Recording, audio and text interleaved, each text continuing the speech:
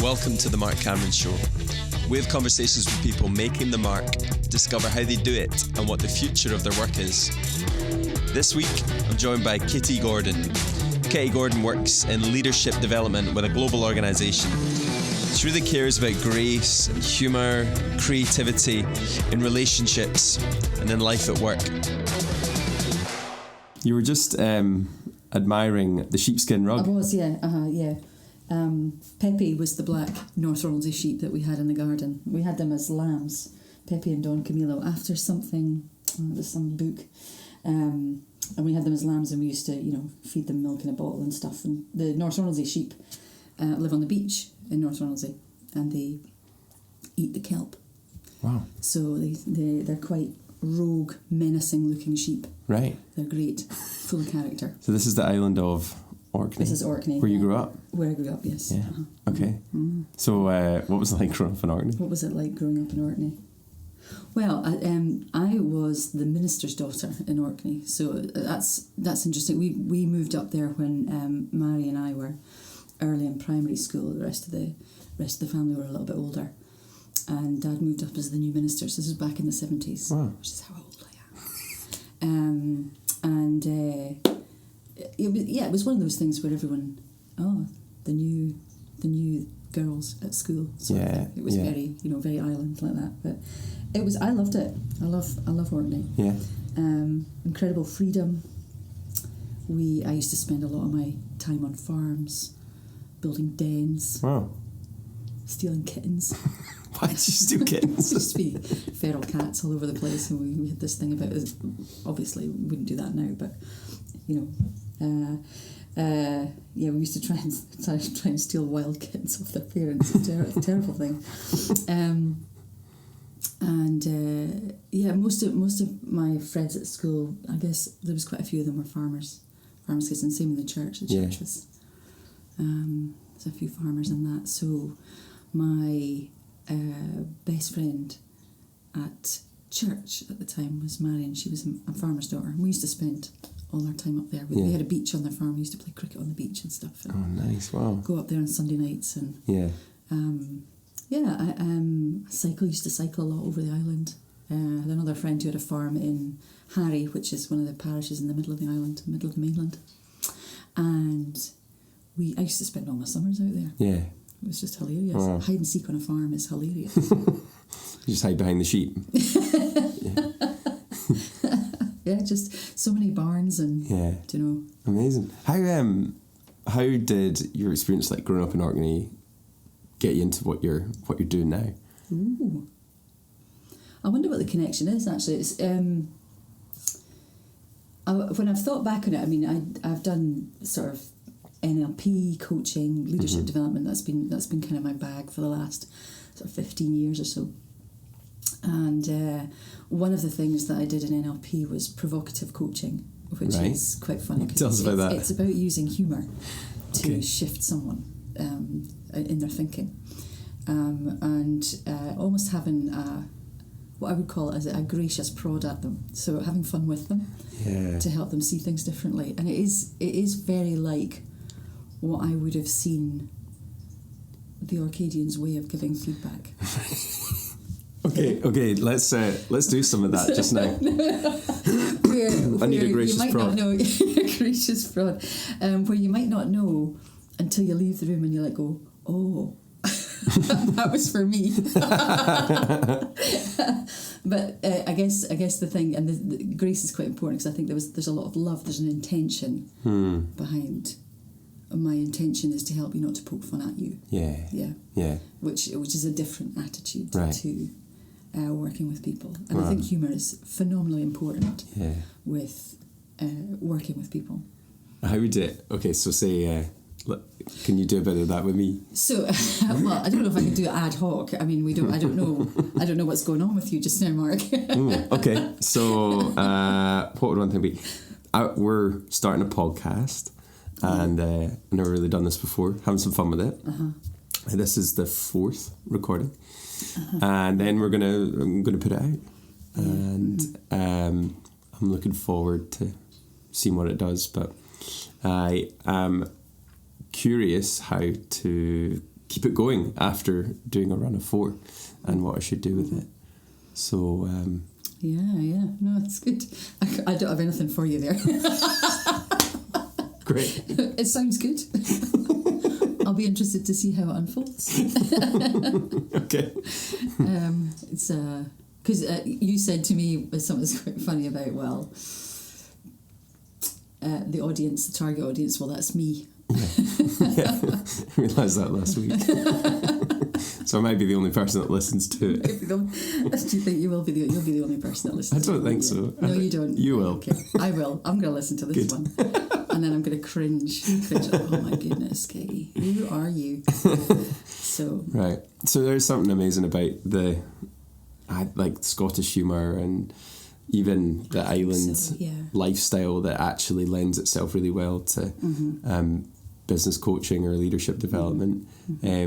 How did you get into that whole field of leadership development? Because you've had a bit of a journey. I believe you were a rock star as well, and an artist. A rock star. So I was brought up in quite an artistic family. Mum was a calligrapher. My auntie paints, my grandmother painted, her father painted. Dad's even been known to wield a brush, not at a wall, but on a piece of paper. And my sister went to art school, and then it got to that point where 6th year came round at school, and the careers advisor was telling me all sorts of things I could do, and none of it. I was like, well, none of this means anything to me. Yeah. I really don't know who I am or what I want to do. And Mum used to be a nurse. So I actually went away and did nursing because I had to do something, because everyone else was doing something when they left school. So I had to do something, and I thought, well, I'll do nursing. So I wouldn't say there was a lot of thought behind it, but definitely I guess a people focus. I did drop out after a year, but one of the pieces that I really enjoyed about nursing was when I was working in the mental health area. So when I did psychiatric nursing, and I really enjoyed it because it was these were people who were just people, but things were going wrong for them in their heads, and that could be crushing for them. Do you know? Really difficult to sort of lose something that you take for granted, or struggle with something that is so invisible for some people. And it was a real eye opener. And it was a male acute ward, so it was locked most of the time, and just such a variety of vulnerable people. Do you know that had these mental health issues that had meant that they had to come in and be looked after. Yeah. In this way, and it was really quite striking for me. Anyway, I dropped out of nursing.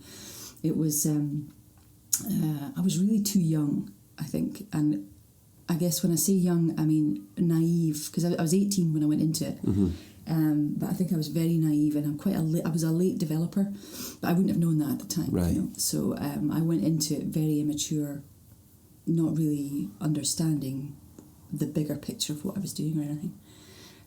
So I dropped out of nursing and ended up doing dental nursing. All right. Which interestingly was another thing that my mother had thought, oh, you'd be quite a good dental nurse. Okay. Out of the blue, sometime when I was a teenager, she said that. She'll deny this vehemently if she ever hears this. So I ended up doing dental nursing for a couple of years. So I'll always work with people in that respect. Right.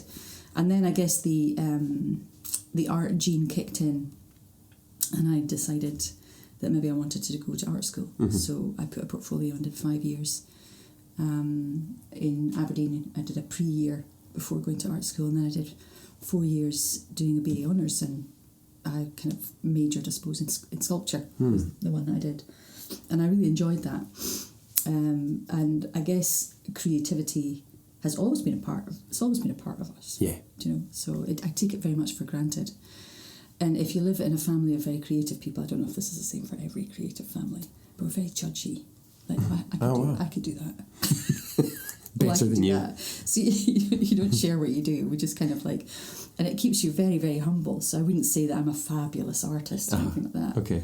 But other people might go, oh my goodness, your work's amazing. I'm like, oh, really? Don't think my mum would say that. Right. Do you know? Right. Sort of thing. So, kind of interesting. Anyway, I got to the end of art school, and then, again, still not really knowing who I was or what I wanted to do, I went off to Switzerland. And I suppose mostly got drunk for 2 years. What else did you do in Switzerland? I was working. I was looking after children. Okay. Drunk. A drunk nanny. I wasn't drinking while I was looking after the children, obviously. That would be shocking. But yeah, I went over and I worked for an Australian woman and her Scottish husband and looked after their 2 girls. So I lived there for a couple of years. I learned to snowboard. Got into snowboarding there. It was, I guess, quite an escape in some ways. It was amazing, beautiful place. It was quite stunning. Summers were actually more wonderful than the winters, right? Because it's just a completely different vibe. Yeah. In the summer to a sort of ski resort winter, and I think I fell in love with it in the summer. Anyway, the time came to come home and grow up a bit. So I came back and moved to Edinburgh. I basically had a choice. I didn't want to move back to Orkney particularly. I think I was sort of in a different place in my head in terms of how life was unfolding for me. I was like, Orkney's not the right place for me. I'll move to either Edinburgh or Dundee. Right. Edinburgh or Glasgow, sorry. Yeah. I knew one more person in Edinburgh than I did in Glasgow, so I'll just go to Edinburgh. Right. Wow. So, yeah, that's my checkered. Yeah. Checkered path. Anyway, I ended up working in the tea industry for about sort of 7 years or so. And that was one of the kind of defining moments for me, because I did very well in it was a tour operator, and I was a good salesperson, and got promoted to manager, right, with absolutely no clue what it meant to be a manager. Yeah. So of course I destroyed several relationships, and then spent years trying to put them back together. This is the thing, isn't it? There's a lot of times that the skill set in one area is really high, whether it's sales or engineering or in bartending, even that. And the challenge is that what makes a great skill set doesn't always make a great manager of that skill set, or teacher, or trainer, or anything like that, right? So I flopped. Basically. Clanged about a bit. And I really did clang about, and I did an excellent job of doing badly at relationships as a manager, and I knew it was going wrong, and I didn't like it. And how do you know it's going wrong? Well, maybe people don't like you. Okay. You get some feedback. I got some, not verbal, but it was there. Yeah. And I kind of got interested in a couple of other things. There's a few people in that company I got on really well with, and one of them said to me, "You'd be a great counsellor," which was really surprising to me, considering how badly I'd done at managing people. I mean, holy Nora, where did that come from? And I had been thinking, I was thinking, I need to retrain or do something, or, I need to get out of this and get into some kind of career. So it was almost like the kind of ignition of growing up a little bit. I ended up thinking about this counselling thing for a while, like going, no. And I spoke to a friend who's a doctor, and he said, "Oh, Kitty, don't do that. It's just totally depressing. Why would you do that?" And I was like, "Oh, interesting take. I hadn't really thought about the impact, because it is hard. It's hard work, isn't it?" So, and then it was actually one of the ski clients that he was telling me, he was a regular client. He was telling me that he had trained as a coach, and I was like, "Well, what's that?" And at the time it was called life coaching. Okay. Life coaching, which is kind of not really how it's just coaching now, or executive coaching if you want to be fancy about it. Yeah. And I got interested, and we had an interesting conversation. And I think he must have lived in Edinburgh. He came in and gave me a book, which he'd read, and he said this was the one that fired him up for it. So I read it, and I thought, oh, it's really quite interesting. What was the book? I think it was some slightly I don't know if I should call it cheesy, but looking back on it, I think it was quite cheesy. Feel the fear and do it anyway, something like that. I like that. Like coach yourself sort of thing. Yeah. Anyway, I started investigating coaching. I thought it was still, I guess, fairly new in terms of a profession. And I had people that were kind of laughing at me a little bit, sniggering. I'm like, he's going to do coaching like this. Like it, why would you do something? Why would you waste money on something like that? But I did it, and it changed me, which I think was the first most important thing about it. Right. Is it changed me because I began to look at things very differently. Right. And some of the skills that were in me that I'd never really used intentionally or used well began to sort of align a little bit, and it felt like a good fit. So it progressed from there. I went on and did kind of workplace and business coaching, then I did an emotional intelligence accreditation, then I did solution focused coaching, then I did ABs, and I ended up doing NLP and all that sort of this like the track of coaches that do stuff like this. I mean, like now looking back, is that almost a standard path? Everyone does lots of different things, but I loved the candidness and the openness of a conversation where you went to depth and thought differently. Right. You really think differently.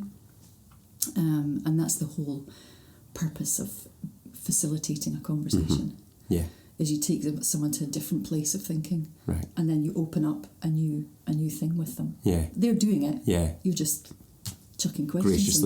Graciously prodding them with provocative questions. Yeah. Laughing at them. Laughing with them. Yeah.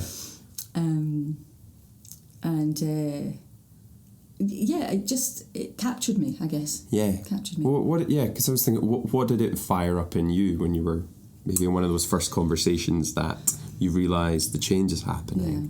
I think it was the first, because as a part of training as a coach, you get coached continually. Yeah. So I was getting asked all these questions that were taking me to totally new places of thinking about myself. Yeah. And self-awareness that I had not had before. And I suppose if we look at self-awareness as a trigger for changing. Yeah. It's only when I realise something, I'm like, then you begin to, you can make changes off the back of that. And I think that's, it's one of the things I always get asked now is like, how do I make this person self-aware? I'm like, hey, good luck with that. Give them a mirror? I don't know.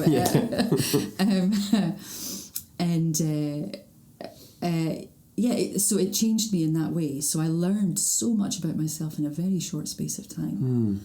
I was able to look at my flaws, my influences, my values, my story, and collect all of that together and begin to understand what had shaped me and the choices I now had. Right. So that seems to be such a significant part of coaching is offering more choice to people, certainly through some of the things I've heard in NLP. It's the part of the purpose of coaching is can you offer someone more choice? Yeah. And can you help them realise they have more choice?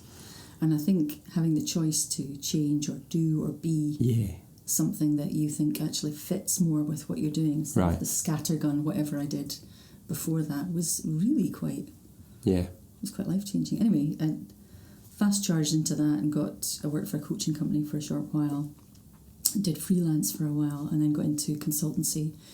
And then I kind of fell into L&D as part of that because there was a company looking for an L&D partner to come and work with them who had a coaching kind of... Right, yeah. How would you describe L&D? Learning or leadership and development. Yeah. Depends how pretentious you want to be. It's an organisational department, if you like. Quite often it's hitched to HR. Yeah. And it's about training, developing and strategically growing people in business. Yeah. As opposed to growing the business as the people. So the focus there is, I guess you could break it into 3 different levels. Your individual contributors. Yes. There's development that they can have. There's your management population. which is the kind of getting stuff done Mm-hmm. and working through people effectively. And then your leadership population, Right. which is a more strategic, visionary end of things. And you can be all of those things. Okay. But sometimes your title says that you are one. Doesn't necessarily mean that you are said thing. You show off as that, yeah. I work with a lot of VPs that I'm not sure they have a clue what leadership is, but they think they're amazing. So how do I make that person self-aware? Yeah. So yeah, that's kind of how it works. So what I went into was to develop the coaching piece within that predominantly, but also was asked to deliver a lot of the other stuff. Mm-hmm. Okay. As part of it. So I would be doing also, I learned a massive amount. I just absorbed like a sponge all of the stuff about leadership development, self-awareness, tools, tricks, tips.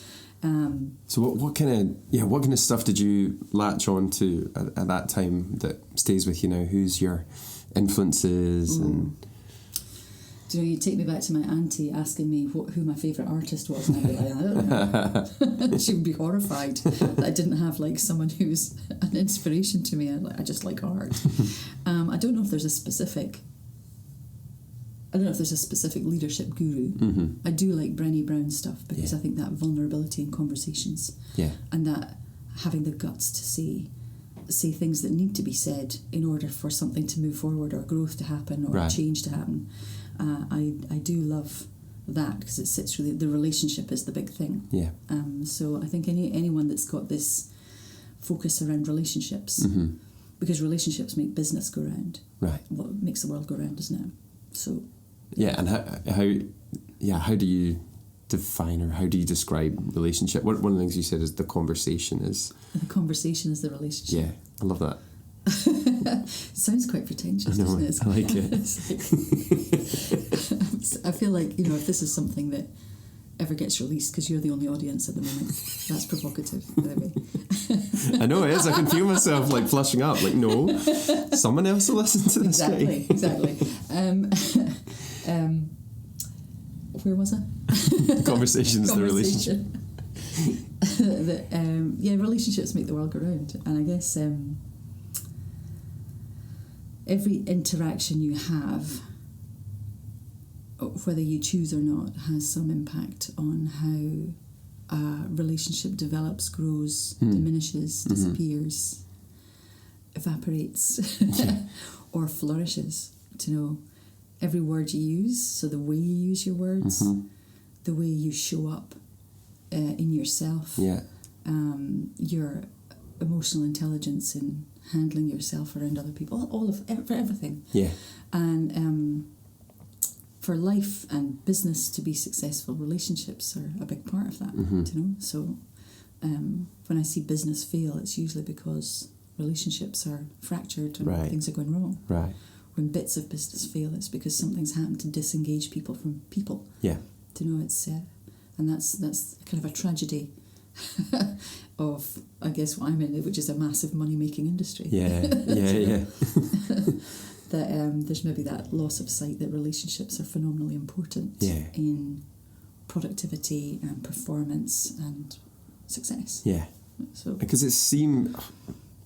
should seem obvious in many ways, like your life works based on the relationships that you're in and how they're cared for or lived out with family, with friends. And why should it be any different with organisational life and a vision? And how does that help you love difficult people then? Because that's another thing that you're quite interested in. Well, having been a very difficult person, let's face facts, and I still can be from time to time. I've got my moments. Nobody is perfect, but I think it's not that I have some affinity with them, but nobody chooses to show up really like that. Right. So some people do. They're just nasty. They're not conscious and say, I'd love to show up as a difficult... But most people want to show up as their best selves. Somewhere in their hearts they have their best selves. And with whatever challenges, whether it's self-awareness, whether it's something else, whether it's the environment they're in that doesn't fit with their values or whatever, sometimes people show up and they would be perceived as difficult people, just in the way that they show up. Yeah. And I think, I've always had a bit of a thing for grumpy people. I quite like grumpy people. Aye, right. I don't know what it is. There's something that tickles me about a grumpy person. What is that? That's brilliant. Well, I believe that under grumpy people, there is a softness, and there is a care that just doesn't ever get seen, but it's there. Yeah. And there's always something in me going, how do I break through that? I'm really fascinated by it. Yeah. Where I'm like going, that person doesn't choose to show up to be grumpy to make everyone miserable. That's not their intention. Yes. Unless they are actually choosing. I don't think that people really want to choose that. Right. So I guess it's kind of, how do we get into that? And I've always found a softness and humour and a graciousness cracks that, gets through it. Yeah, it's true. You definitely have an ability to bring a lightness where other people might respond, and it occurs to them as they've had a really awkward moment, or just they're really offended by the conversation they just had, and then they'll be like, oh, but it was all right because Kitty was about, and suddenly we're all laughing. And you just need to have a little bit of a giggle because sometimes it all gets a bit serious. Right. Yeah. What is it you think that then... Well, I think that we should just make laughter out of everything. There are some serious things in life. You can have a tough conversation with humour, hey? I think you can. I think it's much easier. And I think it's not about making fun of something. It is very much around bringing that, what I would call is grace. Someone asked me a number of years ago, what are your if you were to choose 3 values, what are they? And I was quite challenged with that because I was like, I've never been asked to do that before. That's a biggie. And it was an HR director in my last organisation, and she'd come in and she'd tasked everyone with it. And I was quite taken with that because she shared hers and why they were important to her. And it's really, really interesting. And I thought about it for a few weeks, and then I went and told her, I said, here's what they are. I said, I've worked it out. And it was grace, humour and creativity. Brilliant. Which I think are 3 key elements in relationships. Yeah. Do you know? Yeah. I think the creativity to be adaptable to whatever's happening and go, well, if it's not working this way, maybe there's another way in. Maybe there's a better way to do it. I think that's creativity. It's not just art. Yeah. Creativity comes in so many forms. The grace was something that I was given, I realised later on in life, was something I was very much given by my father's parishioners. Right. Because I was an awkward child. Okay. I wasn't self-aware. I didn't think. I didn't have very high emotional intelligence. Right. And they always treated me graciously. Wow. How did that show up? Like, what moments do you mind from that? Do you know, it's probably my friend's father was always, if you got wound up about something, he would just real kind of stoic, farmer, Orcadian, quiet, understated, and he would just chuckle and then say, well, and it would just flatten out any, it didn't dismiss it. It just said, but we can move on from that. Right. There was a togetherness about it. I don't know if that's the best way to describe it, but that'd be one thing. So a lot of people that were around me, I felt, showed me incredible grace that I didn't realise or wasn't aware of until much later on in life. Yep. And I was like, gosh, that was a massive influence on my life. Yeah. And I think I didn't necessarily deserve it, and I think in another environment I wouldn't have got that. And I was very fortunate to be in an environment where I received that. Yes. And I kind of thought, well, that's something that I would want to honour in giving to others. Now, I speak from the heart, and that doesn't mean I'm perfect. Some days I come in, I drop an F-bomb, and I say, I cannot believe that person. So the human in me, it's not like I'm some godlike gracious person. Right. But grace was a big part of it, and it soaks up so many other things. There's kindness, there's patience. Yeah. I think there is a self-awareness in grace. There is a love that isn't about gain, or it's just about being with. Right. I just feel it's a very kind of smooth.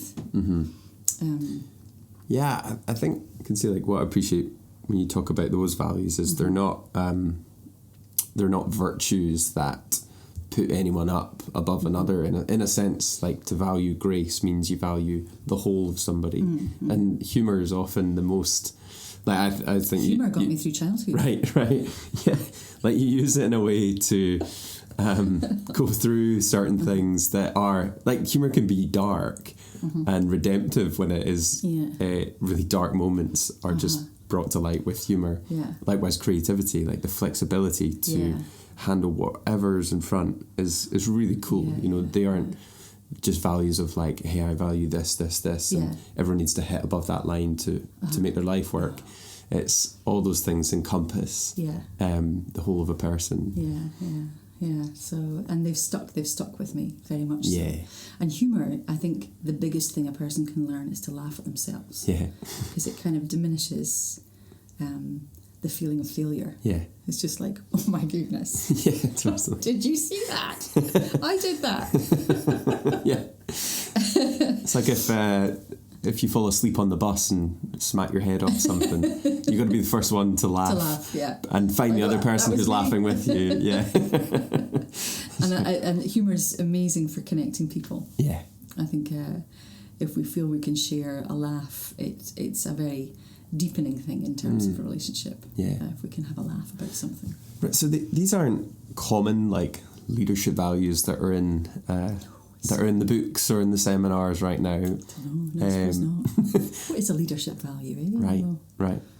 We ask that, I go into, we've got what we call a leadership lab, and we bring people in, and one of the first things that we get them to do is to talk about their story and their values and what's influenced them, and what's that kind of map that has led them to how they show up now. And it is interesting because when you first address, so what are your values as a leader? And we kind of help them. We give them some cards and they play with them. And ooh, I like this one. And ooh, I like this one. And it's amazing a lot of people I observe, and lovely people, I love people watching. I love facilitating courses because I just people watch all the time. It's great. And they choose words that they think will be perceived well. This is the right word to choose. So integrity. Integrity. So that's a classic. Yeah. Now, so there's a lot of people that would choose that, and it is an absolute value. That's great. But you see some people, choosing the choice ones that are kind of expected. And I always find myself as a little question pops up in my head and going, what else is in there? Because I think there's more to it than that. I'm not sure that the real person has shown up at that point. And we take them to quite a deep level in order to get a bit more of that out of them early in the course. Okay. So that then they share more throughout the course. How do you do that? We ask them some very big questions. Right. Like, what do you want to be known for? What's your reputation? When you leave, what words do you want people to use to describe you? And I guess I always believe in asking questions that are not business-like. Corporate language is a real inhibitor of people being their real selves. So if I'm speaking to someone and I say, so tell me about your objectives for this particular strategic direction. That's a corporate thing to say. Yeah.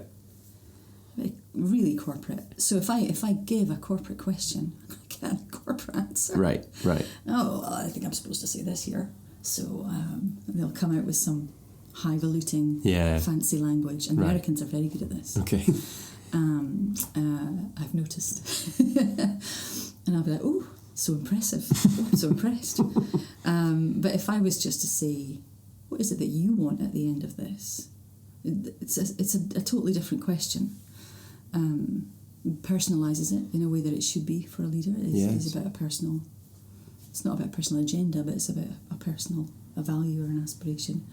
But also it just puts it into kind of a neutral language where the question it shifts the response from a corporate one. Oh, I've been asked something quite different there. And it's interesting, even watching how people operate in business. When you ask them a corporate question, I mean, you can play with it, do you know? But sometimes I want people just to go, oh, do you know, I find this really hard, and I want to do it differently. Yeah. I really care about this, you know. So what do they care about at work? Is, you know, what do you really care about in what you do? That's not something we always ask leaders. Right. We say, what are your values? Even what are your goals? Can be a wee bit corporate. Right. Yeah, because the movement of coaching or development even sounds like you want to take it beyond the goal setting and goal achievement. I mean, all of that again is maybe where it started and formed, and is still the idea of a coach is there, they help you define goals, but there's just more. I guess I see a clear difference between a goal and an objective, but we tend to put them in the same bucket, don't we? Right. There's different language attached to what someone wants and what they feel they should do, and it's usually to do with want and should. Right. Do you know? So if someone's creating a goal for themselves and it says, well, I should do this, and I've been meaning to do this, and I ought to do this, and I must do that, that doesn't speak to a desire. Right. And if there's no desire, there's no motivation. Right. It's probably something about fear, or it's not necessarily helpful. Yes. If I can have someone talk about what they really want, the motivation is in there already. Yeah. And I think there's a lot in how you listen to the way someone expresses their goals. Is it real? Is it not? And I might chuck in something provocative, or I might chuck in something something that's just a deeper question, or say, you know, I hear you say this, but I'm not feeling it. The feedback thing. Brilliant. Right. So I think that's kind of quite important. Yeah. And when you're seeing that in someone, and you're noticing, I'm in these conversations which have taken us beyond corporate goal or objectives, and you're getting into, this is what people want. You're noticing that there's more to this leadership and coaching game than is generally on offer. What do you see might be the future of this world of coaching or development? Because a new book released every day on the future of it. Aye. I don't know. Is it anything different to the relationships working? Is it really anything different to that? I don't know. It's a good question. What is the future of it? I don't know the answer. Try to pull something out of the hat here, but that's all about how I'm perceived as opposed to what's really there. I don't know. Right. And I think it's okay to not know. Yeah. I mean, in leadership, the kind of development coaching thing is about someone being successful in who they are and what they do, I suppose. From a learning and development perspective, I care about people learning about themselves because it's a journey that makes a difference, and I felt that. Yeah. So I'm keen to share that. Yeah. I don't think the future is anything wild and wonderful. I think it's about much better relationships, learning to love people where they are, learning to create success in business through a different channel. Yeah. You know, I've sometimes sort of referred to the organisation I work in, and it is a phenomenally sales-driven organisation. They're all about the money. I mean, big time. To the point that people are unable to identify the values of the company because it just seems to be about making money. And I've been challenged because, you know, I work in this organisation that technically goes against some of my values. Right, okay. We're all about money and win. People don't matter, they're just a number sort of thing. Right. And you know, I hear people joining very noble causes, charities and things like that, and they go, well, I've joined this because, you know, these are my values sort of thing. And I'm like, well, if my values are grace, humour and creativity, how can I build that into an organisation and bring something different into an organisation that is so money focused and, you know, big business, let's buy everyone up and, you know, they're quite heavy going. I kind of see a purpose as something slightly different, is how can I bring some of these more human qualities into an organisation that doesn't actually look at them. Right. That's a huge challenge, and I love that because I get that every day. Right. Where I have some sales VP saying, no, it's all about the number. And you're saying it's about relationship. Yeah. So finding the ways to have those conversations of how are you helping that person succeed? Yeah. Where are we taking them to? Right. What does it feel like? Yeah, to be in that. They've got all these different titles: VP, GVP, EVP. It's ridiculous. It's like a VP crazy. And a GVP is a general vice president, and he was speaking to one of the ones was speaking to me, and he says, "Oh, Kitty, I'm being micromanaged." And I was like, "Wow." I said, "Really?" I said, "What's that like?" He says, "I hate it." I said, "So now you know what your people feel like." It was like, "What do you mean?" And I was like, "Well, isn't that what they're telling you?" He's kind of a little horrified, but at the same time, do it with humour and love. Yeah. And that's that. I just love that accent, isn't it? It's like the thing that he hates the most is the thing that he's doing to all the people, time, and he's seeing it in others and he's seeing it in himself. Yeah, the same one. He asked me recently. He says, "What does it mean to be passive aggressive?" I said, "Well," he says, "What is it?" And I'm going, right. Okay, well, let's look at passive aggressive examples of it.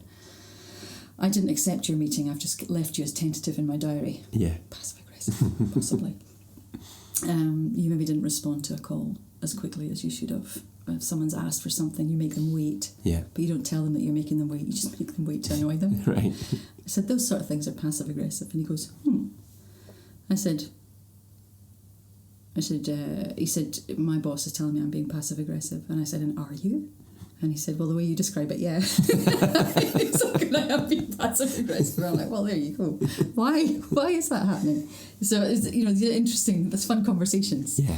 Yeah. So we can have fun with it, but there's a serious element to it because he's struggling. Mm-hmm. He's in a bit of pain. Yeah.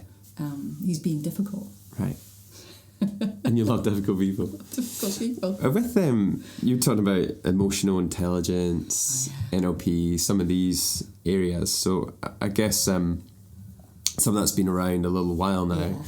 Does it have, what kind of future does it have, do you think, these ideas and conversations that are now becoming When's more the next popular? Big thing coming in? Yeah, right. There's always something. I guess they're all doing similar things in different ways. Okay. There's different approaches to the same end of growth and development and self-actualization, if you like. Right. It kind of ends to that. So I don't know. There's always a new fad coming around or something that's more and more exciting. And they are, a lot of them are. It's fascinating. Even the neuroscience research, it's continuing to grow. Emotional intelligence, although we've talked about it for, I think Darwin was probably the first person to mention it, if you like. But it's maybe only been around in the kind of public circuit, if you like, for about 50 years, right? But we're still learning about it. That's changed over time. Yeah. Multiple intelligences used to just be intelligence, didn't it? But then you've got all these other ones. And that's right. So that's saying that there's maybe 8 or 9 different intelligences where previously we might have said there's You're intellectual or smart dumb.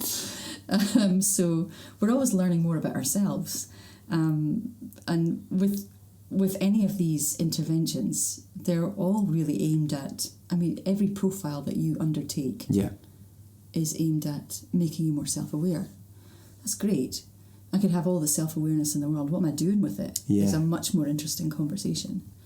Where am I taking that? What have I learned that I'm actually going to go, well, I need to do something with that and change it? Where's the dynamic element to it? Because I think that's exciting. Right. So all of these tools are useful, and the next fad will be useful. And neuroscience is progressing and growing, and we're seeing all sorts of, we now get brain-based coaching. Right. What's that? Neuroscience of leadership. Neuro-leadership. Oh, wow. Whereas, we're looking at different things to help us learn about ourselves. Yeah. And learn about interactions and using that knowledge to further the conversations, if you like. And it's like it all just seems to come out in the conversation. So you can do all the models of personality, you can do all of the understanding of your own history and the meaning you make of your life, and you can do all of the work around your intelligences and your passions, your values. All of it seems to take place then in conversation with other human beings. Conversation, it's amazing. Do you know there was a neuroscientist I was listening to at a conference, and he put all these big pictures of the brain up, you know, with flashy colours on them, and he's like, "Oh, isn't it beautiful? See what we've learned about the brain. Different bits flash and light up with different stimuli." And he says, "You know, I could know everything about neuroscience, psychology, you name it. I could know everything. What does it really tell me about the person sitting in front of me?" And I was blown away. Wow. I was like going, well, that is something I'm enjoying hearing. What does it really tell me about the person sitting in front of me? They're tools. They're useful. Yes. But at the end of the day, if I'm in a conversation, I'm not going to drive you down an NLP route necessarily. It depends who you are and how you show up. And that adaptability in the moment is about being present and listening and having the grace to welcome someone as they are, and then help them work out where it is they need to go. I don't need to impart knowledge on anyone. You know? I loved was a chap, maybe it was Michael Carroll, and he said coaching just has two things in it. One is show up, and the second is respond to what shows up. That's it. Beautiful. That's it. It's lovely. You know, that's it. And you're looking for all the hacks and the models and the maps and things, but there is something pretty powerful about having all that, but keeping it to responding to what shows up. It's funny. I when I go home, there's my friends' parents. I try and go up and see them, and every time I go in, Margaret says to me, "So, tell me again, what is it that you do?" And I have this horrible moment of guilt where I'm like, "Oh, well, I have conversations with people." She's like, "That's a career." It's a pretty good one. Because it's funny, because it's almost in the absence of community and family and our horrible independence these days that we find ourselves looking for coaches or counsellors, or because we don't have the same community. So to someone from a fabulous community that had all of that stuff in it, it's weird to see a career evolve out of something that comes quite naturally in certain communities. Do you know that's quite fascinating? And I'm going, that's why she doesn't really understand it. I mean, I can explain it and I can use all the fancy words and things, but she'll just look at me and like go, isn't that right? And that keeps me quite, that's a little provocative coaching for me, when I'm like going, oh that's for me. So do you think there's something that's been lost in the individualization? I sometimes speculate a bit of that. People live on their own. They isolate themselves. They don't like to be vulnerable around other people. They don't want to show their weakness. They fear failure. Society expects things of them. Social media expects things of them. It's quite hard to say, I'm not sure what I'm doing here.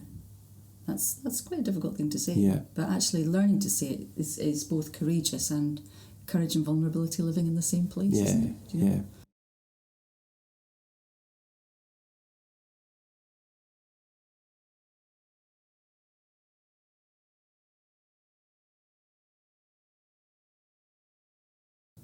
And I think it's fun because when you describe what you do, just having conversations, but you describe the values that you have. It's quite cool because I guess I've maybe known you like 5-6 years, and you can see it seems so normal for you to do that. Of course, Kitty Gordon is doing this and values these things because that's what shows up whenever you hang out, whenever you chat.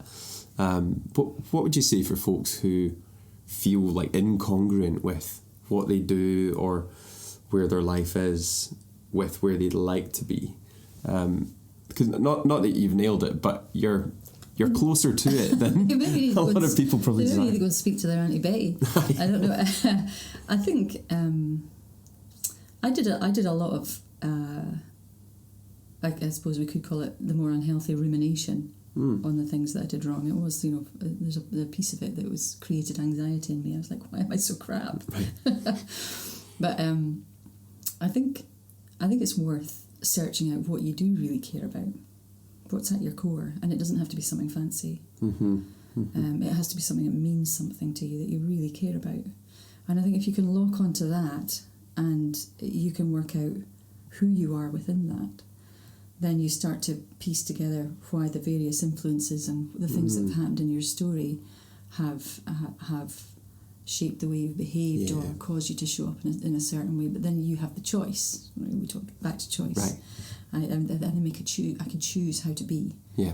So I choose my upbringing. It's interesting. It's sort of come to light a little bit more recently with some conversations I've had. I was brought up in, I guess, a family that was, there was a lot of humour in it, but it was a bit more barbed. It was a bit targeted at. So there was a lot of judgment. There was a lot of humour. We weren't really brought up in an environment where we were taught how to care for each other as a family. Do you know? And that I feel that sometimes. So I'm like going, I don't like it. I don't know where I'm going with that, but there's the interesting thing about it is that I don't have to be that. That's where I'm going with it. I don't have to be that. Just because I was brought up in that environment. Yeah. There was a whole other side to my life where I was shown great grace and care. I can choose that. Yeah. And say that's not me. Right. And then make my path from that, because there was always something clunky and uncomfortable about that. Right. Right. And sometimes it's my family. It rises up now and again, especially when I'm faced with a particularly awkward leader at work. Right. Where I'm like going, oh, for fuck's sake, here we go again. It's just a nightmare, creating chaos everywhere they go. Where my judgmental lack of caring person, gets a little airing. And then I go, and then I will actually self-talk. I'll be like going, okay, come on.